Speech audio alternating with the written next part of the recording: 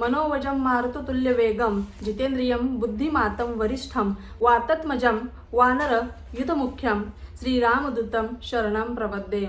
याचा अर्थ काय हे देखील तुम्हाला जाणून घ्यायचं असेल। बघा, ज्याची गती ही मनासारखी आणि वेग हा वाऱ्यासारखा आहे, जो परम जितेंद्रिय बुद्धिमानामध्ये श्रेष्ठ आहे, जो पवनपुत्र व वानर समूहाचा प्रमुख आहे, अशा या श्रीरामदूत हनुमानाला मी शरण जाते, अशा पद्धतीचा याचा अर्थ आहे। श्री स्वामी समर्थ। नमस्कार, मी पूजा आपल्या चॅनलवर तुम्हा सर्वांचं पुन्हा एकदा खूप खूप मनापासून स्वागत करते। तुमच्या सर्व इच्छा स्वामी महाराज लवकरात लवकर पूर्ण करत ही स्वामींची प्रार्थना करते व आजच्या आपल्या व्हिडिओला सुरुवात करते। बघा, हनुमान जन्मोत्सव हा 2 तारखेला आलेला आहे। हनुमान जयंती 2 तारखेला आहे, तर आपल्या सगळ्यांना हनुमानाची सेवा करायची आहे। ज्या घरामध्ये भगवान श्रीरामांची व हनुमानाची सेवा केली जाते त्या घरामध्ये कधीच कशाचीच कमी पडत नाही। भूत प्रेत पिशाच बाधा तर चुकूनही टिकत नाहीत घरामध्ये त्यामुळे नक्कीच हनुमान जन्मोत्सव आलेला आहे।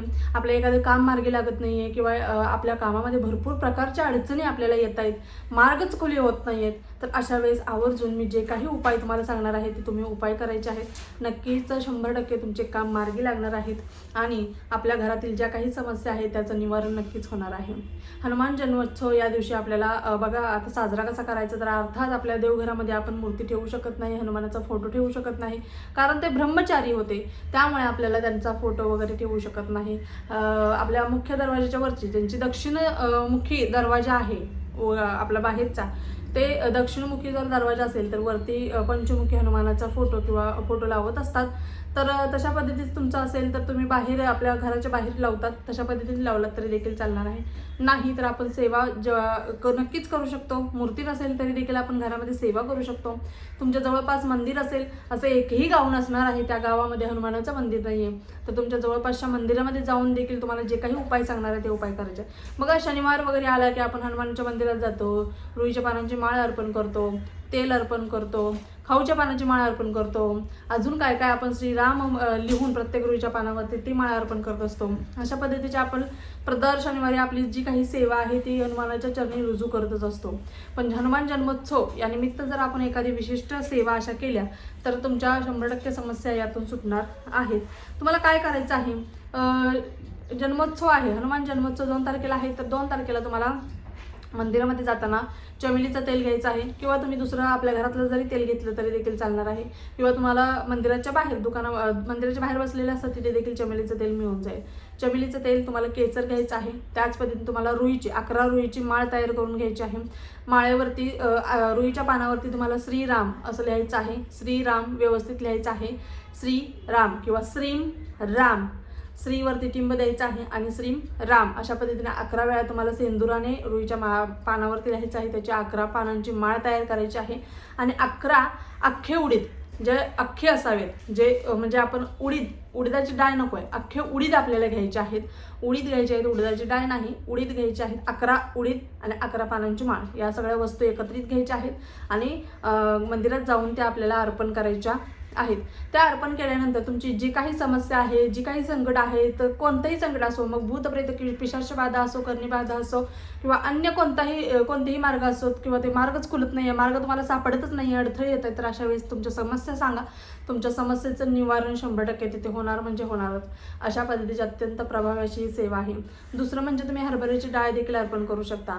हरभऱ्याची डाळ देखील तुमच्या इच्छेने मूठभर वगैरे व्यवस्थित घेऊन जायचे आहेत। हरभऱ्याची डाळ नाही, सॉरी, हरभरा घेऊन जायचं आहे तुम्हाला। हरभरा तुम्हाला तिथे त्यांच्या चरणाशी तुम्हाला ते अर्पण करायचं आहे आणि तुम्हाला तुमच्या ज्या काही समस्या आहेत, सेम जशा आता सांगितलं तशा पद्धतीने ज्या काही समस्या आहेत त्या समस्या तुम्हाला सांगायच्या आहेत त्यांना आणि तुम्हाला त्या अशा पद्धतीने त्यांची आराधना प्रार्थना तुम्हाला करायची आहे। आता सेवा काय करायची हे देखील अतिशय महत्त्वाचं आहे। सेवा देखील करणं तितकंच महत्त्वाचं आहे, पण नैवेद्य अगोदर तुम्हाला सांगते। नैवेद्य काय करायचं आहे, तर तुम्हाला जाताना चपात्या करायच्या आहेत। चपात्या 4 चाणके करा, चाणके म्हणजे छोटे छोटे चपाती करा, ज्याला तेल नकात लावू, तूप लावा, चांगलं तूप लावायचं आहे। आणि चपाती झाल्यानंतर त्याच्यात गोड वगैरे काही टाकायचं नाही, फक्त ते चांगल्या चुरायच्या आहेत तुपाच्या चपात्या आणि त्याचा लाडू तयार करायचा आहे आणि तो लाडू आपल्या जवळपासच्या मंदिरामध्ये जाऊन हनुमानाला अर्पण करायचा आहे।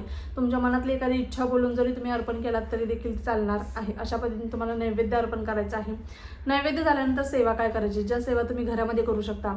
बघा, जसं की तुम्हाला माहिती आहे भगवान श्रीरामांचे जे भक्त आहेत म्हणजे हनुमान, त्यांना हनुमानाला प्रिय काय आहे?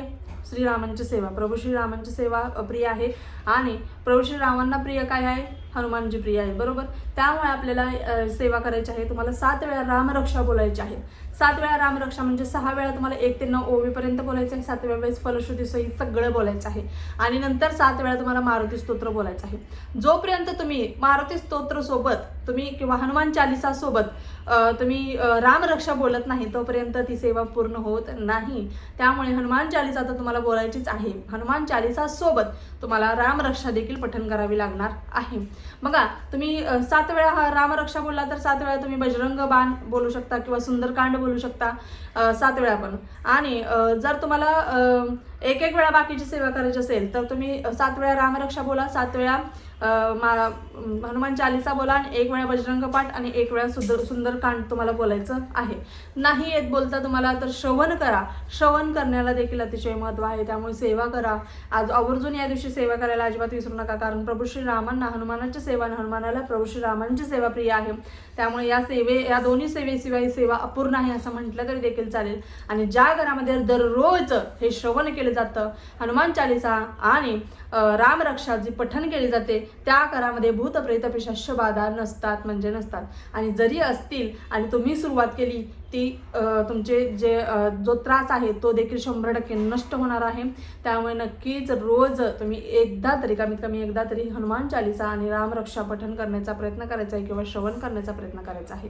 या दिवशी आवर्जून अन्नदान करायचं आहे. अन्नदानाला विशेष असं महत्त्व असतं. त्यामुळे अन्नदान करायला अजिबात विसरायचं नाही आहे. तुमच्या इच्छेने तुम्ही काहीही अन्नदान करा, पण अन्नदान करा. गोरगरिबांना अन्नदान करा. सेंदूर आता अर्पण करायचं नाही आणि सेंदूर कोणाला दान करायचं नाही, एक चूक टाळायची आहे आपल्याला. तुम्ही बाकीच्या कोणत्याही गोष्टी अर्पण करू शकता किंवा दान करू शकता. त्यामुळे नक्कीच दानाला अतिशय महत्त्व आहे. अन्नदान किंवा दान धर्म म्हणजेच महादान असतं. त्यामुळे तुम्ही नक्कीच दानधर्म करा. आणि आपल्याला फक्त देव भक्तीचा भुकेला आहे, सेवेचा भुकेला आहे. तुम्ही किती गाजावाजा करता किंवा किती कशा पद्धतीने सेवा करता हे महत्त्वाचं नाही. तुम्ही किती शुद्ध अंतःकरणापासून सेवा करताय हे अतिशय महत्त्वाचं आहे. त्यामुळे सेवा करताना फक्त भाव, शुद्ध भावना आणि त्या सेवेवरती विश्वास ठेवायचा आणि ही सेवा आपल्याला करायची आहे. मला गॅरंटी आहे माझे सगळे सेवेकरी या सेवा करणारच आहेत. नक्कीच प्रत्येकाने या सेवा करा आणि आपल्या जीवनातल्या ज्या काही समस्या असतील त्या दूर करण्याचा प्रयत्न करायचा आहे. व्हिडिओ आवडला असल्यास व्हिडिओला लाईक करत जा, शेअर करा, सबस्क्राईब करा. पुन्हा एकदा भेटू अशाच एका नवीन व्हिडिओसोबत. तोपर्यंत झालेली सेवा स्वामींच्या निरजू करते. श्री स्वामी समर्थ. धन्यवाद.